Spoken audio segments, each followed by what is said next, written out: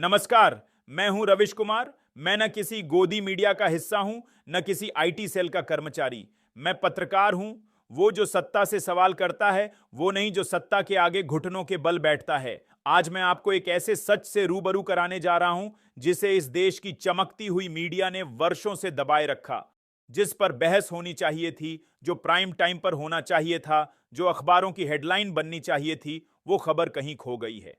आज बात सहारा इंडिया परिवार की, एक ऐसी कंपनी जिसने भारतीयों के सपनों को अपने विज्ञापनों में सजाया। हेलो दोस्तों, सहारा इंडिया की तरफ से बहुत ही महत्वपूर्ण खबर निकल कर आई है सहारा इंडिया भुगतान को लेके। तो आइए दोस्तों, इस वीडियो के माध्यम से जानते हैं पूरी खबर को। क्योंकि दोस्तों सहारा इंडिया का भुगतान जो है वो तय हो चुका है, निवेशकों को तीसरी किस्त भी मिलने जा रही है। तो वीडियो को देखिए दोस्तों, वीडियो पसंद आए तो वीडियो को लाइक और दोस्तों के साथ शेयर जरूर कीजिएगा। दोस्तों चलिए वीडियो को शुरू करते हैं। कंपनी का नहीं, यह धोखा है भरोसे का। भाग एक, एक सपना जो देश के कोने कोने में बेचा गया। सहारा इंडिया एक ऐसा नाम जो कभी भारत के गांवों में ईमानदारी की मिसाल समझा जाता था। ऐसी कंपनी जिसने देश के गरीब और मध्यम वर्ग को सपने दिखाए। छोटा निवेश, बड़ा भविष्य, आपका पैसा 100% सुरक्षित।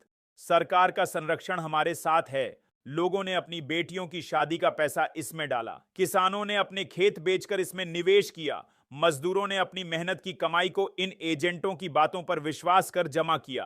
क्यों? क्योंकि उन्हें बताया गया सहारा के साथ सरकार है, सब सुरक्षित है। भाग दो, फ्रॉड का पूरा नेटवर्क, एजेंट से लेकर वीआईपी तक सहारा इंडिया ने एक बहुत ही संगठित मॉडल तैयार किया था। हजारों एजेंट, लाखों निवेशक और करोड़ों की उगाही। लेकिन जब बात पैसों की वापसी की आई, ना सहारा दिखा ना सरकार। सेबी ने 2011 में जांच शुरू की। दो कंपनियों, सहारा हाउसिंग इन्वेस्टमेंट और सहारा रियल एस्टेट इन्वेस्टमेंट, पर आरोप था कि इन्होंने फर्जी दस्तावेजों के जरिए पैसे जुटाए। सुप्रीम कोर्ट ने 2012 में आदेश दिया, 24,000 करोड़ रुपए निवेशकों को लौटाओ।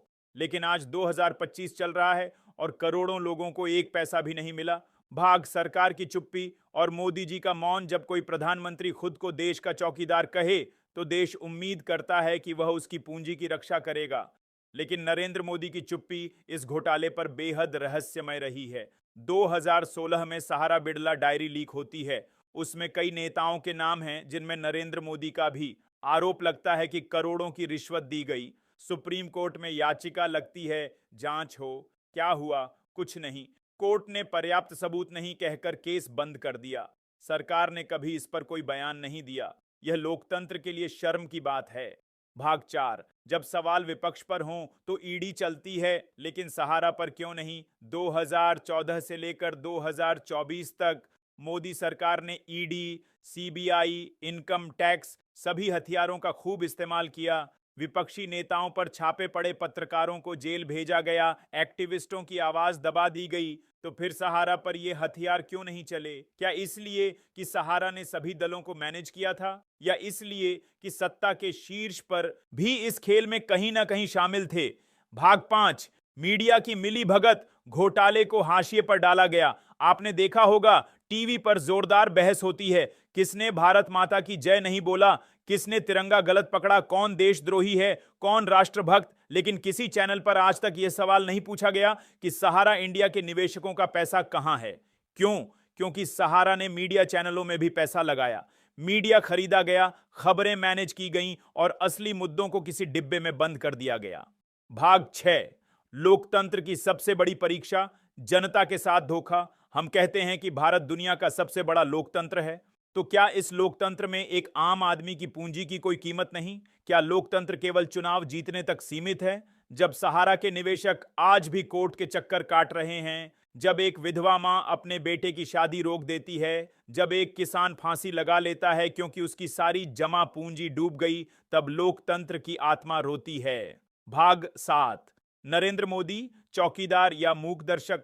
ये बात अब आम हो चुकी है। नरेंद्र मोदी बोलते बहुत हैं, लेकिन सवालों पर चुप रहते हैं। क्या उन्होंने कभी संसद में सहारा घोटाले पर बयान दिया? क्या उन्होंने कभी आश्वासन दिया कि निवेशकों को न्याय मिलेगा?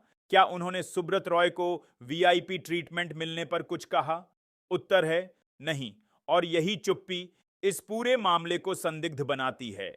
निष्कर्ष, यह सिर्फ घोटाला नहीं, एक लोकतांत्रिक अपराध है सहारा इंडिया घोटाला सिर्फ रुपये का नहीं था, यह विश्वास का, लोकतंत्र का और नागरिक अधिकारों का घोटाला था। आज अगर कोई पत्रकार इस पर बोले तो उस पर देशद्रोह लग जाता है। अगर कोई निवेशक न्याय मांगे तो उसे सिस्टम की दीवारों से टकराना पड़ता है। और इसी वजह से मैं आज आपसे आग्रह कर रहा हूं, इस वीडियो को अंत तक देखिए, शेयर कीजिए।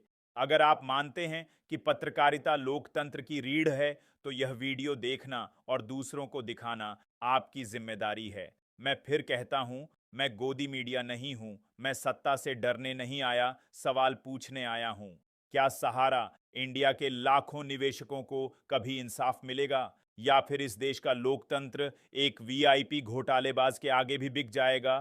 फैसला अब आपके हाथ में है। तो दोस्तों, आप सभी को यह जानकारी कैसी लगी कमेंट करके ज़रूर बताइएगा। और अभी तक इस चैनल को सब्सक्राइब नहीं किया है तो चैनल को सब्सक्राइब कर लीजिए और वीडियो को ज़्यादा से ज़्यादा शेयर करिए।